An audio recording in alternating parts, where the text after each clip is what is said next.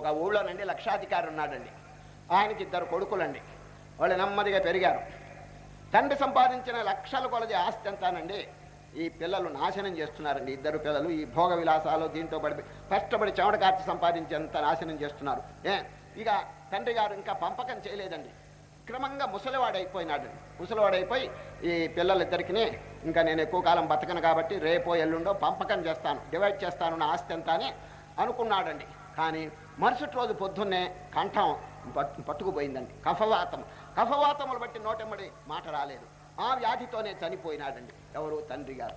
ఇక చూడండి, వారి శ్రాద్ధ కర్మంతా అయిపోయిన తర్వాత పిల్లలిద్దరు ఉన్నారు చూడండి, ఒకళ్ళ మీద ఒకరికి అసూయండి.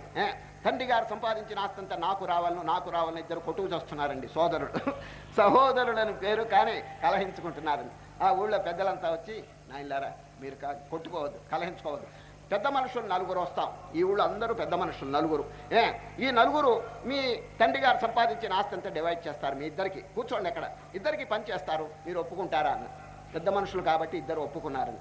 ఇక చూడండి, వాళ్ళిద్దరూ చెప్పిన వాక్యం, నాయన మీ నాయనగారికి 2 ఇళ్ళు ఉన్నాయి, నువ్వు ఒక ఇల్లు తీసుకో, నువ్వు ఒక ఇల్లు తీసుకో. 2 బీరువాలు ఉన్నాయి, నువ్వు ఒక బీరువా తీసుకో, నువ్వు ఒక బీరువా తీసుకో.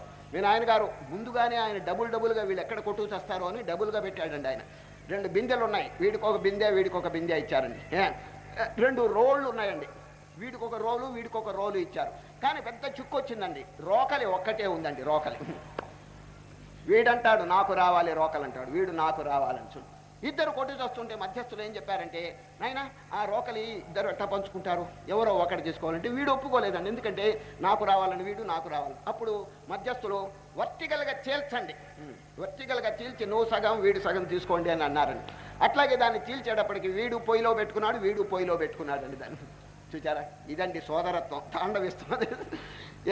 ఈ విధంగా చిన్న చిన్న వస్తువుల కోసం పోటాడుతుంటే సోదరత్వం సిద్ధాంతం ఎట్లా అవుతుందని శ్రీకృష్ణ పరమాత్మ ఆలోచించి ఇక సోదరత్వం అనేది దూరంగా తీసేసి ఆత్మౌపమ్యం చెప్పిన